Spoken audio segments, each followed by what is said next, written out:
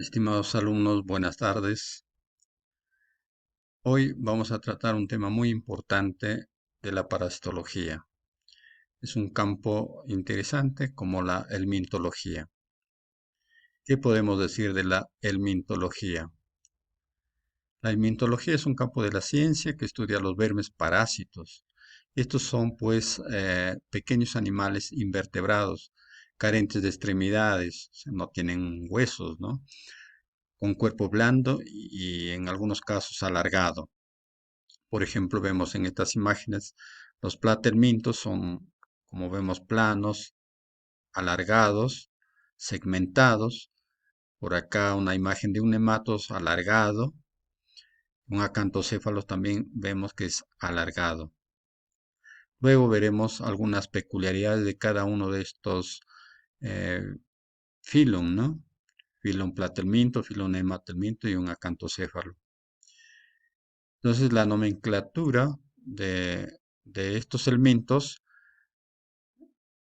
se tiene que identificar de esta manera, ¿no? Desde el filo, clase, orden, superfamilia, familia, subfamilia, género, especie. Pero normalmente no los vamos a ver eh, a veces de todo así, ¿no? Lo más relevante sería pues la clase, el orden, la familia, el género y la especie. Entonces los helmintos estamos acá dividiendo su taxonomía de la mejor manera, como Phylum Platelmintos, Phylum Nematelmintos, Phylum Acantocéfala. Dentro del Phylum Platelmintos tenemos la clase Tremátoda, Eucéstoda, Cotiloda. La clase Eucesto y Cotiloda la llamamos comúnmente como tenias. En los nematelmintos es la clase Nemátoda. Y Acantocéfala no tiene esa clasificación de clase, solamente va pues familia, luego de ahí vemos ya el género. Phylum Platelmintos son aquellos parásitos helmintos.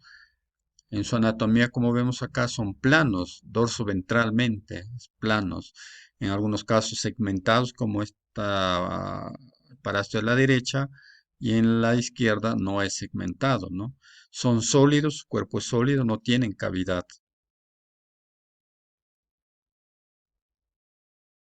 Entonces, había dicho que su cuerpo son segmentados, caso de las tenias, y no es segmentado casi, por ejemplo, de los tremátodos, no es segmentado. Son hermafroditas, sexualmente son hermafroditas, muy excepcionalmente pueden ser no hermafroditas, ¿no? Es muy excepcional, pero mayormente son hermafroditas, es decir, que tienen sexo tanto masculino como femenino, es decir, tienen un par de testículos y su ovario, entonces estos se autofecundan, se autorreproducen.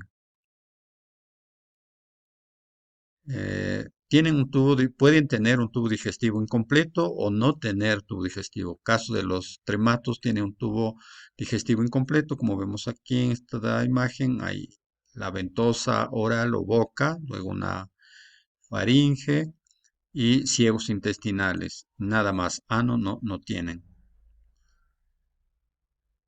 En cambio, las tenias no tienen absolutamente ninguna cavidad, o por lo menos en su tubo digestivo, ¿no? Todo es sólido y se absorben por la cutícula, por su periferia.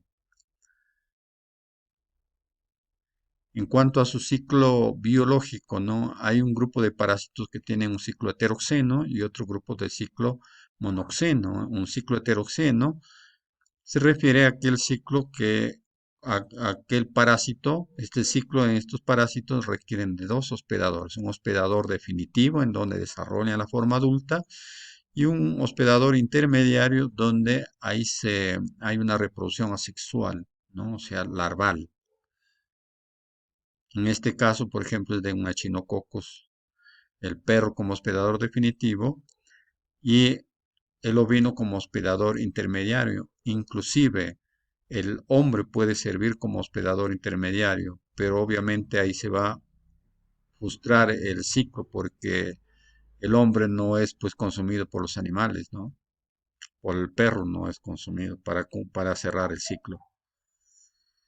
Los platelmintos acá también por motivos didácticos está clasificado, ¿no? En la parte de arriba es la clase Trematoda, clase Eucéstoda, clase Cotyloda, y en esta fila están las familias, ¿no? En este lado están los trematos de rojo, están los trematos, en este caso Fasciola y Calicoforum. En el amarillo, todo el amarillo están todo el grupo de tenias o eucéstodos. Y en el lado celeste hay, también es una tenia, pero es una tenia que ovopositan, es decir, salen los huevos por un poro genital y la forma lo tienen los huevos como si fuera un ovoide, así como de fasciola parecido. Mientras que los eucéstodos, los huevos salen con, más bien dicho, son eliminados junto con los proglótidos grávidos, ¿no? Y de ahí algunos se liberan los huevos.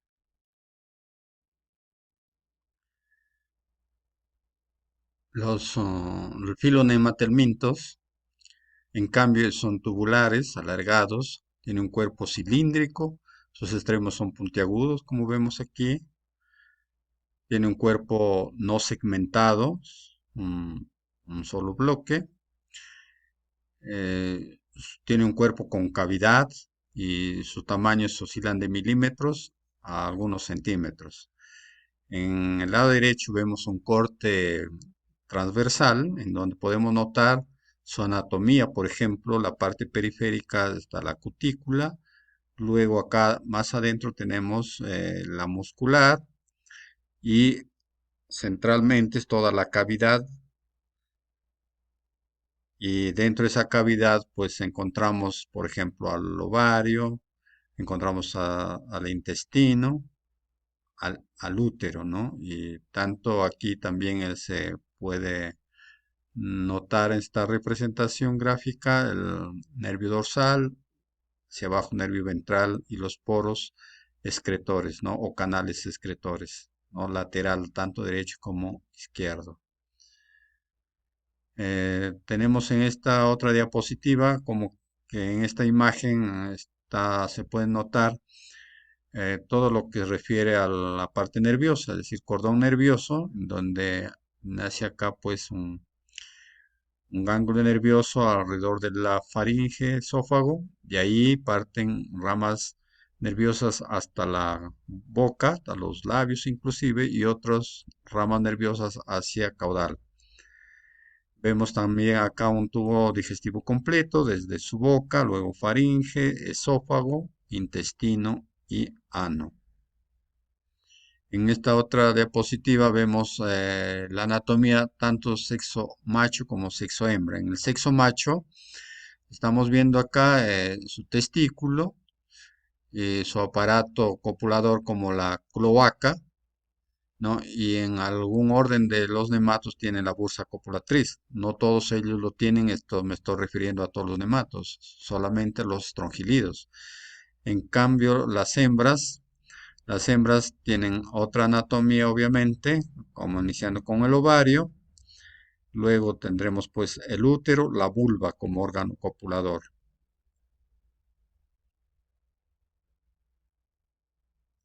En cuanto se refiere al ciclo biológico de los nematelmintos, tenemos dos formas, uno es monoxeno y otro heteroxeno. El monoxeno es cuando pues el ciclo de parásito necesita solamente un hospedador, ¿no? Un hospedador. En este caso hay varios ejemplos, como puede ser una ostertagia, por ejemplo, ¿no? Los huevos son evacuados con las heces al medio ambiente, luego larvan hasta la L3, luego esta L3 es ingerido por el hospedador. En el lado derecho vemos a una imagen de ciclo heteroxeno en donde tiene que participar en el ciclo un hospedador definitivo, como en este caso el perro, y un hospedador intermediario, como es un artrópodo. El hospedador definitivo desarrolla la forma adulta del parásito, pues ahí se reproducen y luego los huevos salen con las heces y el en el hospedador intermediario, lo que hace este hospedador es consumir los huevos presentes en las heces y luego sus huevos naturalmente están larvados. Estas larvas L1 se liberan dentro del cuerpo del artrópodo, luego ahí evolucionan hasta L3 se cierra el ciclo cuando es consumido este artrópodo por el hospedador definitivo, ¿no? Y se liberará ya en tubo digestivo. O sea, me estoy refiriendo a la larva L3. En cuanto se refiere al orden Ascaridida, pues el orden Ascaridida, como por ejemplo un Ascaris, tiene un ciclo directo, o sea, monoxeno. O sea, los parásitos macho y hembra que están en tubo digestivo, eh, los huevos son expulsados juntos con las heces al medio ambiente. En el medio ambiente incuban, larvan, llegan hasta la L2 las larvas, pero dentro del huevo no se liberan. Y estos huevos larvados son ya los infectivos, que el hospedador, de este caso, los ingiere con el agua o el alimento y la larva se libera ya a nivel de tubo digestivo y seguirá migrando hasta el lugar donde deben desarrollar.